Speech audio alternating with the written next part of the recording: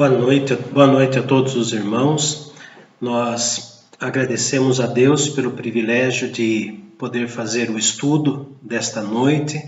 Deus tem nos dado a possibilidade, então, de usar este meio, a internet, para poder falar da palavra dele. Eu sei que hoje alguns irmãos teriam algumas dificuldades para ir até o trabalho e por isso, então, foi decidido, junto com os irmãos, que nós gravarmos o estudo desta noite. Assim os irmãos poderão ficar em seus lares, no aconchego dos seus lares, evitar a saída neste frio e a possível chuva que venha. Assim os irmãos terão mais irmãos terão a oportunidade de participar.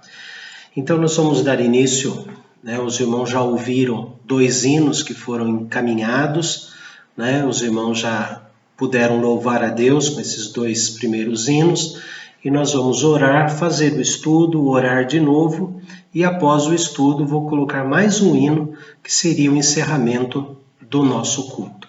Então vamos orar. Senhor, nós agradecemos porque o Senhor tem nos amado, tem nos dado da Tua misericórdia, tem dado do Teu amor, e também, Senhor, cuidado da nossa mente, para compreendermos a Tua palavra. Pedimos, ó Deus, que cada irmão que está podendo participar do estudo desta noite tenha no seu coração a certeza do Teu amor e da Tua iluminação, e que possamos, ó Deus, estudar a Tua palavra e ver o valor que ela tem para a nossa alma.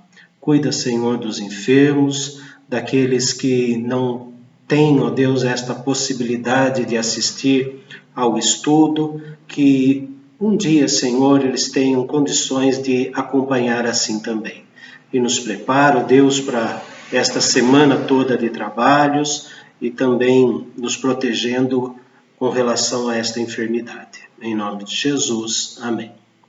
Então, irmãos, nós estamos estudando o texto do Salmo 119, por quê?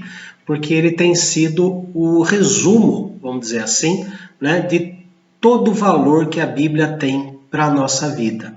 Nós estamos num estudo maior chamado a formação da Bíblia, como é que os livros foram escolhidos. Nós vamos estudar direitinho essa parte, E aqui, por enquanto, então, nós já estudamos como que a Bíblia é chamada dentro da própria Bíblia, Ela é semente, ela é martelo, ela é espelho, ela é fogo, ela é espada, enfim, ela há tantas figuras, que a própria Bíblia descreve sobre ela. E nós achamos aqui no Salmo 119, 9 palavras diferentes fazendo referência à Bíblia. Nós já vimos a palavra lei, vimos a palavra testemunho, e hoje nós vamos ver o uso da palavra preceito. Preceito. A palavra preceito quer dizer, a palavra indica algumas instruções específicas do Senhor, como sendo da parte de quem cuida dos pormenores. Toda vez que aparecer a palavra preceito no Salmo 119, nós vamos lembrar que Deus é aquele que cuida dos pormenores da nossa vida. Não é um Deus só que faz as coisas grandes, mas Ele cuida do mínimo detalhe da vida de cada um de nós. São vários e vários versículos, que aparece a palavra preceito, e eu separei alguns versículos aqui. Eu separei 1, 2, 3, 4, 5, 6, 7, 8, 9 versículos, em que aparece a palavra preceito. Ou seja, 9 versículos eu separei aqui, onde aparece que Deus cuida dos pormenores da nossa vida. E a Bíblia é uma receita que Deus fez. Uma receita médica, vamos dizer assim, médico da alma. Então, nessa receita, ele coloca detalhe por detalhe da nossa vida. Quando eu era criança, minha mãe me levava no médico, e isso já faz tempo, E esse médico, ele não escrevia à mão as receitas, Ele tinha uma máquina de escrever, então ele escrevia a receita inteirinha na mão. Daí, só que ele escrevia tudo assim, bem detalhado, bem certinho, Até uma vez ele fez uma receita lá de uma sopa que ele queria que desse para mim, quando bem criancinha. E minha mãe conta que depois que ele escreveu a receita, entregou para ela, daí falou, leia.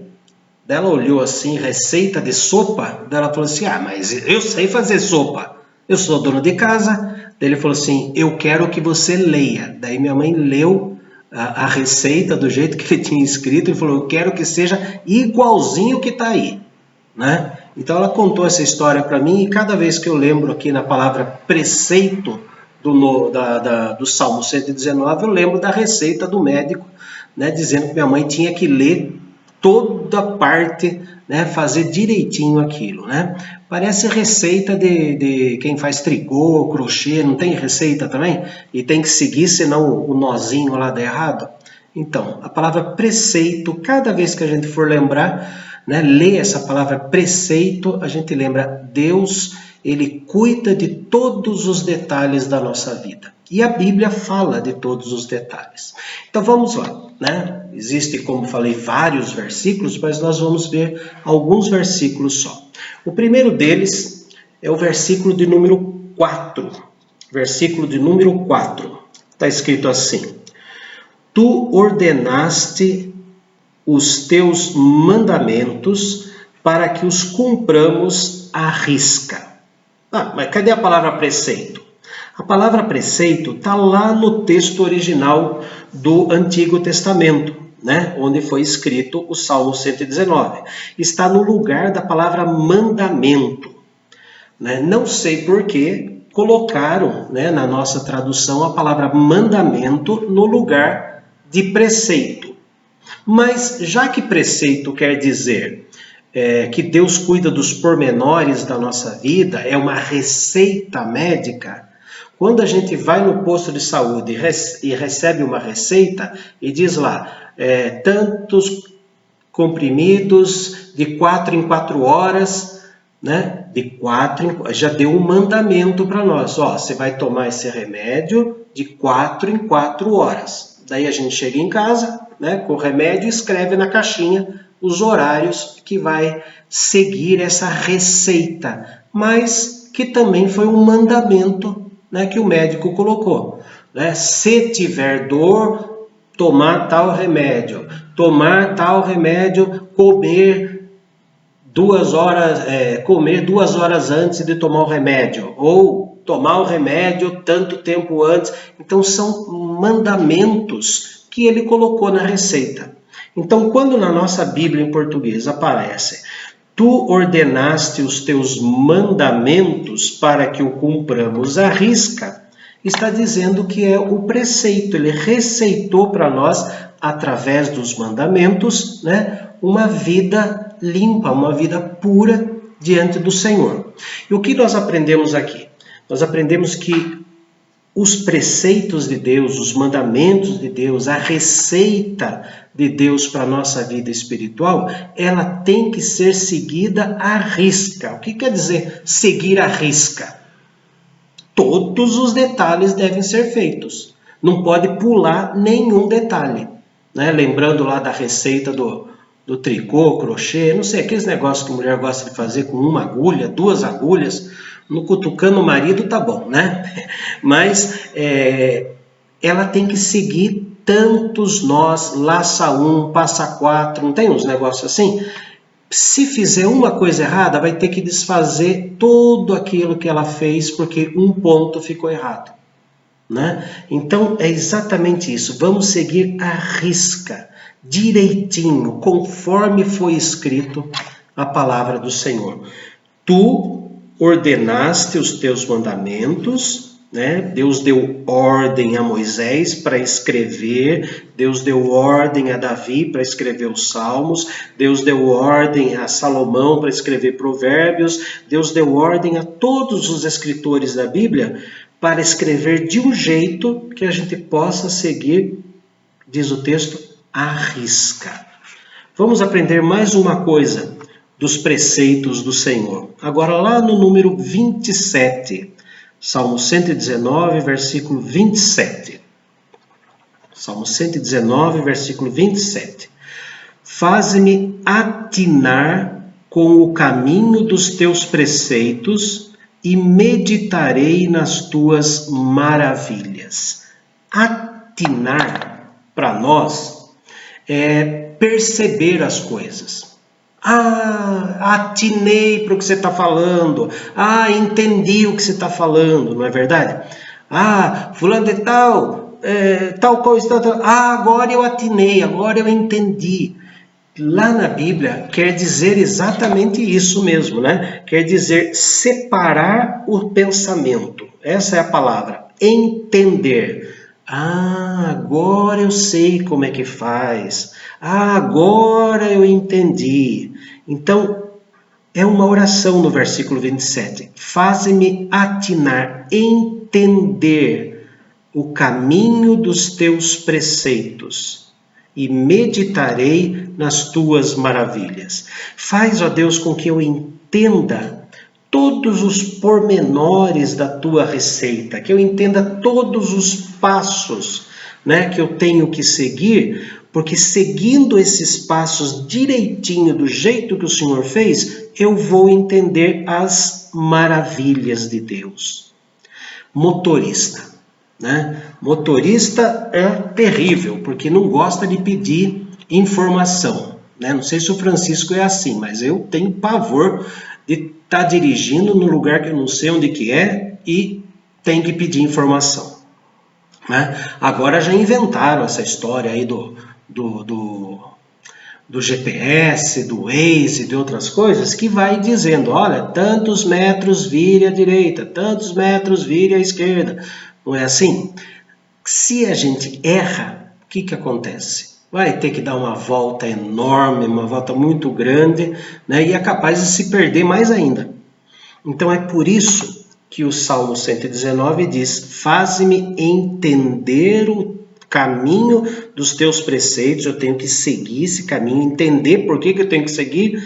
Por quê? Porque lá na frente eu vou ver uma maravilha.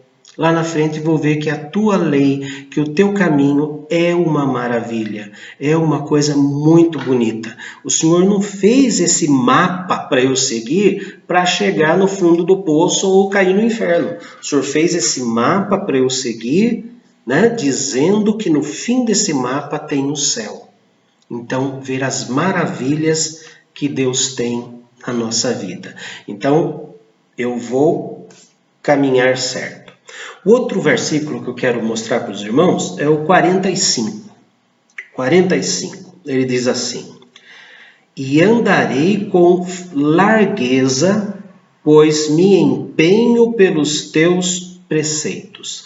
A palavra largueza não é que eu vou andar com as pernas abertas assim, né? Que nem aqueles bonecos que tem posto de gasolina lá, né? Que fica balançando. Largueza quer dizer com firmeza. Eu vou andar batendo o pé firme, ou seja, eu estou convicto, eu sei que esse é o caminho. Eu sei que esse é o lugar. Né? A primeira vez que eu fui lá em São Paulo, tive que andar no metrô. Né? Eu nunca tinha andado no metrô e tinha que ir, eu não sabia o que fazer. Daí me falaram assim, quando você descer do metrô, não fique olhando para um lado, para o outro, como quem tem cara assim de que não sabe onde está, porque aí sim que os bandidos vão ver que você não é dali, vão oferecer ajuda e vão roubar você. Então, quando você descer do metrô, né, você já vai reto, sobe a escada. Né? Não interessa se você está indo para trás ou está indo para frente, vai perto. Se você nessa andança aí, andar firme, né, assim, com certeza para onde você está indo, se você estiver errado, só dá mais uma volta e volta para o mesmo lugar, não tem problema. E daí quando sair do metrô, você pega a rua e segue reto, assim como quem sabe para onde está indo. O máximo que vai acontecer é que você vai errar um quarteirão, o outro você volta e faz. Então, a Bíblia fala que andarei com largueza, com certeza, com firmeza, pois eu me empenho, olha só, pois me empenho. O que é se empenhar? Eu vou procurar, eu vou estudar esse mapa, né, para quando eu descer do ônibus, descer do metrô, eu vou reto. Eu vou ter que estudar esse mapa, não vou ter que ficar abrindo o mapa no meio da rua. Então, eu andarei com firmeza, pois eu me empenho, eu estudo o mapa antes, eu estudo a palavra de Deus antes, né? Eu me empenho pelos teus preceitos. Então, daí falou, olha, pá, o Mateus, né? Quando eu fui visitar ele lá na escola, aí saí lá de Botucatu, peguei um ônibus, chega lá na rodoviária, ele falou, pai, você faz assim, assim, vai reto, não fica olhando para um lado para o outro, vai reto, o senhor vai descer, vai reto, vai ter do seu lado esquerdo, vai ter um lugar para você comprar lá a passagem, né, do metrô, daí você desce em tal lugar, desce direto, e foi falando. Então tudo aquilo eu fui refazendo na cabeça o tempo todo para poder acertar onde ele estava, né? Por isso que o texto fala, eu vou andar com firmeza. Por quê? Porque eu estudo a tua palavra, eu estudo a tua receita, eu vou fazer certinho conforme o Senhor me deu. Já aprendemos 3 coisas aqui. A primeira delas, versículo 4. Eu tenho que seguir a palavra de Deus à risca, sem atalho, né? Tem que seguir direitinho.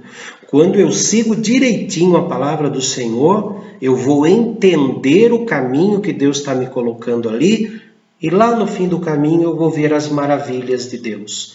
E eu vou andar firme, vou andar com a cabeça erguida, vou andar olhando fixo para frente. Por quê? Porque eu estudei a receita de Deus, eu estudei a palavra de Deus. Então, por aqui nós já aprendemos uma coisa muito interessante. Deus chama a Bíblia dele, a palavra dele, como um mapa, um preceito, uma receita. Agora ela já é um mapa que nós temos que seguir certinho para poder, né, chegar no céu e agradecer a Jesus, né, pela salvação. Versículo 63. Versículo 63. Companheiro sou de todos os que te temem e dos que guardam os teus preceitos. Hoje em dia, quando a gente quer conhecer alguém, né, a gente acaba convidando, vai tomar um café em casa, vai lá em casa, vai almoçar em casa. Né? Às vezes, quando chega alguém de fora na igreja, a gente, para conhecer a pessoa, termina a escola dominical, faz um almoço, faz um lanche, alguma coisa assim. Mas na época da Bíblia, não. Na época da Bíblia, só era companheiro, só era convidado para comer na casa quem realmente já era amigo. Era o contrário, né? Quem realmente já era amigo. Por isso que Jesus muitas vezes está na mesa, né? E fez a Santa Ceia na mesa para os seus amigos, para quem ele conhecia de verdade. Por isso que a Santa Ceia, né? A mesa da Santa Ceia é para quem Deus já tornou família da fé. Não é para qualquer um. É somente para aqueles que Deus fez família da fé. E aqui o versículo 63 diz, companheiro sou, companheiro de caminhada, companheiro de vida, companheiro de louvor, companheiro de adoração, companheiro de estudo bíblico, companheiro para ser amigo de verdade, né? Porque a gente tem um monte de conhecido na rua, mas amigos de verdade tem que ser os da família da fé. Será que todos? Aqui fala o seguinte, nem todos que estão na igreja, vamos dizer assim, são realmente da família da fé. Diz assim, companheiro sou de todos os que te temem e dos que guardam os teus preceitos. Companheiro, eu vou ser companheiro de jornada daqueles que temem a Deus, têm respeito por Deus, têm reverência por Deus e guardam e praticam a palavra de Deus. A palavra de Deus não é o preceito? Então, vou só ter amizade sincera, amizade profunda, amizade daquele sentido de pedir conselhos para aqueles que temem a Deus e guardam e praticam a palavra de Deus. Para a gente evangelizar, a gente tem que ser amigo das pessoas que estão fora da igreja, de verdade. Mas não dá para confiar nessas pessoas. A gente só pode confiar em quem teme a Deus. O seu Décio uma vez me ensinou assim, cuidado. Cuidado porque o seu melhor amigo pode ter um outro melhor amigo. Quer dizer, aquilo que eu contei para ele, ele vai contar para o melhor amigo dele, que por sua vez tem um outro melhor amigo, e assim já vira fofoca. Não é verdade? Então diz que a gente só pode ter amizade sincera com aqueles que temem a Deus e andam nos caminhos do Senhor. Outro texto, versículo 93. Versículo 93. Nunca me esquecerei dos teus preceitos, visto que por eles me tens dado vida. Nunca me esquecerei dos teus preceitos, visto que por eles me tens dado vida. É na receita que Deus faz, é na Bíblia que Deus faz, me ensinando a viver, é que eu vou ter vida. Eu nunca vou me esquecer da palavra de Deus, eu nunca vou me esquecer do valor que ela tem. E esse versículo 93, ele nos leva lá no versículo 4. Versículo 4 fala o quê? Que eu vou cumprir à risca. Quando eu cumpro à risca o mandamento de Deus, eu decoro o mandamento de Deus, e aí eu vou ter vida. Deus vai me dando vida, Deus vai me dando alegria, Deus vai me dando firmeza, largueza no andar. Deus vai me mostrando quem são os verdadeiros amigos. Verdadeiros amigos. O outro versículo que eu escolhi é o 110, que fala dos falsos amigos. Versículo 110 diz assim: armam ciladas contra mim os ímpios, contudo não me desvio dos teus preceitos. A gente sabe que existem amigos que se tornam irmãos, né? O texto de Provérbios fala sobre isso. Em todo tempo amo o amigo e na angústia se faz um irmão. E aqui ele fala do ímpio. Só que a palavra ímpio não quer dizer o beberrão, o drogado. Não, quer dizer aquele que tenta se passar por irmão, mas na verdade é um falso irmão. Porque a palavra ímpio e a palavra iniquidade quer dizer a mesma coisa. Iníquo ou ímpio é a palavra que eles usam para isca de pesca. É pegar um anzol e esconder o anzol com aquilo que o peixe gosta de comer. Coloca ali uma minhoca, coloca ali não tem aquelas rações, aqueles preparados, né? Tal peixe gosta de tal coisa, vai lá e compra aquele tipo de ração, né? Faz aquela bolinha, coloca lá. O que está fazendo? Está fazendo uma impiedade, ou seja, está preparando uma coisa, está escondendo o perigo que é o anzol, colocando na frente dele uma coisa gostosa. Então, quando fala de ímpio, ímpio armam ciladas. O que são ciladas? Ciladas são arapucas, né? A pessoa não presta atenção na arapuca, o passarinho vai prestar atenção no alpiste, na comida que está lá no chão. Daí quando ele vai comer, fecha a arapuca. Então ele está usando essa mesma linguagem, armam ciladas, ou seja, esconde o perigo contra mim os ímpios, contudo não me desvio dos teus preceitos. Logo, quando nós seguimos os preceitos de Deus, nós vamos enxergar melhor as armadilhas dos ímpios. Então, se nós seguirmos direitinho o que está escrito na Bíblia, nós vamos entender melhor, nós vamos até ter uma visão. Antes de chegar ao perigo, a gente vai ter a visão de que o perigo vai acontecer. Uma vez eu perguntei, tinha na igreja um casal de gerentes de banco, lá em Itapetininga. Ela era tesoureira da igreja, o marido dela era membro da igreja também, os dois eram gerentes. Daí, falando sobre ímpio, né, eu perguntei para eles, como é que vocês sabem quando uma nota é falsa, outra nota é verdadeira? Tem alguma técnica, né? Ensina para a gente, né? Como é que faz? Daí ela disse assim, a Marilda, disse assim, trabalhando com a nota certa, sempre trabalhando com a nota certa, com o dinheiro certo, é que quando a gente pega o dinheiro falso, a gente já percebe logo de cara. Então, quando a gente está sempre com a verdade de Deus, sempre vendo quem teme ao Senhor, sempre vendo quem respeita, guarda o testemunho do Senhor, quanto mais a gente vê o que é certo, quando o errado aparece, a gente logo já percebe. já até sabe onde vai parar aqui, né? Aquela conversa lenga-lenga, né?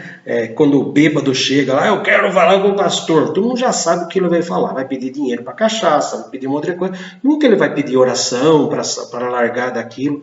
É exatamente isso que acontece, né? E o texto está ensinando a gente assim, né? Eles armam ciladas, mas eu não caio na cilada. Por quê? Porque eu guardo os teus preceitos. Versículo 128. 128. Por isso, tenho por em tudo retos os teus preceitos todos, e aborreço todo o caminho da falsidade. Por isso, ou seja, porque nós amamos, né, o versículo anterior, 127, fala, amo os teus mandamentos mais do que o ouro refinado. Por isso, porque eu amo os teus mandamentos, os teus preceitos, sei que os teus preceitos são retos, eu vou aborrecer o caminho da falsidade. Aborrecer o caminho da falsidade é não caminhar pela falsidade, né? Eu não vou cair nessa, como falam, né? Eu não vou morder a isca. A gente sabe quando as pessoas ficam cutucando a gente, né? Que nem o pescador fica lá balançando a minhoca já está morta, mas ele fica balançando a vara lá para parecer que ela está viva, daí o peixe vai e morde, né? Por isso que tem a expressão morder a isca. Ó, não morda a isca, ó, fulano de tal tá te provocando, tá fazendo cara de pato, mas na verdade é uma águia, né? Já ouviram essa expressão? Uma águia com cara de pato? Né? Aquela pessoa que é falsa por dentro, mas faz cara de bonitinho. E o texto está falando exatamente isso. Porque eu amo o teu preceito, porque o teu preceito é reto, e eu aborreço o caminho da falsidade. Eu não vou cair nessa. Eu não vou dar essa alegria para eles. Eu vou aborrecer essas pessoas não caindo na lábia deles. Então, vejam quantas lições a gente está aprendendo, né, com a palavra preceito. Logo, o preceito de Deus nos amadurece, nos dá uma visão mais forte, uma visão mais poderosa das armadilhas que o mundo coloca para nós. Outro versículo, penúltimo versículo, 159. Versículo 159. Considera em como amo os teus preceitos, vivifica-me, ó Senhor, segundo a tua bondade. O verbo considerar quer dizer, veja, Senhor, analise, Senhor, sonda, Senhor. Considerar é pesar, né? Vamos considerar os prós e contras, não é assim que a gente fala? Vamos fazer uma lista, o que é pró e o que é contra, e vamos considerar e chegar naquilo que é bom. O que nós estamos pedindo nesta oração é, Senhor, veja bem como é que eu amo os teus preceitos e me dá vida pela tua bondade. Porque, irmãos, o que o texto está dizendo é o seguinte, às vezes a gente ama a palavra de Deus, mas não consegue seguir a palavra de Deus. A gente ama o texto, né? A Bíblia fala assim, não andeis ansiosos por coisa alguma. Não fala lá, Mateus capítulo 6, que a gente não deve ficar ansioso, mas a gente fica. Por quê? Porque nós somos falhos, porque nós somos pecadores. Então o que ele está dizendo aqui é, Senhor, olha lá dentro de mim e vê que realmente lá dentro de mim eu amo a tua palavra, mas eu não consigo pôr em prática. Foi o que Paulo disse em Romanos 7, né? Que ele fala assim, não faço o bem que prefiro, mas o mal que detesto. Então, eu prefiro fazer o que é certo, eu sei que o que é certo, mas acabo fazendo errado. Por quê? Porque nós somos falhos. Então, Senhor, analise lá no fundo do meu coração e veja que eu amo o teu preceito, mas não estou conseguindo seguir. E me traz vida, segundo a tua bondade, de acordo com a tua misericórdia. Me perdoe por ter caminhado errado, me traz de volta para seguir esse mapa que o Senhor fez, que é a Bíblia. E para terminar, versículo 173. 173. Venha a tua mão socorrer-me, pois escolhi os teus preceitos. Venha a tua mão socorrer-me, pois escolhi os teus preceitos. Isso mostra mais uma vez, é mais um versículo, como o 159, que mostra que nós somos fracos para andar sozinhos de acordo com o preceito de Deus. Nós precisamos não só conhecer a Bíblia, mas estar em comunhão com quem escreveu a Bíblia. Venha a tua mão socorrer-me. É Deus que me socorre, porque eu escorrego, porque o meu joelho pode balançar, porque o meu pé pode tropeçar em alguma coisa. Eu escolhi fazer o que é certo, seguir a tua receita, mas me socorra, porque eu não consigo. Então, irmãos, nós vimos no estudo de hoje, o uso da palavra preceito. Deus pensa em todos os pormenores da nossa vida. Ele pede que a gente siga isso à risca, siga a receita direitinho, que nós vamos encontrar as coisas maravilhosas que Deus tem para nós. E sempre lembrar que temos que ser companheiros daqueles que temem a Deus e praticam o que está escrito na receita de Deus, nos preceitos de Deus, na palavra de Deus. E lembrar que nós não conseguimos fazer isso sozinhos. Nós precisamos de Deus caminhando conosco. Qualquer dúvida, manda lá a pergunta no grupo da igreja e assim a gente vai esticando mais esse estudo aqui, tá bom? Vamos orar. Nós te agradecemos, ó Deus querido, pela alegria que o Senhor nos dá de podermos estudar a Tua palavra e ver, ó Deus, que o Senhor nos deu uma receita. O Senhor conhece os pormenores da nossa vida e de forma muito detalhada fez esse preceito, essa receita, esse mapa que é a Bíblia para nós seguirmos. Nos ajude, ó Deus, a saber diferenciar quem é ímpio, quem é uma pessoa falsa e quem são os verdadeiros companheiros de jornada na vida. Nos dê também, Senhor, a certeza de que sozinhos não vamos seguir a Tua palavra e que precisamos do Senhor. Em nome de Jesus é que nós oramos. Amém. Nós vamos ter mais um hino agora, os irmãos poderão cantar e assim nós encerramos o trabalho desta noite. Deus abençoe.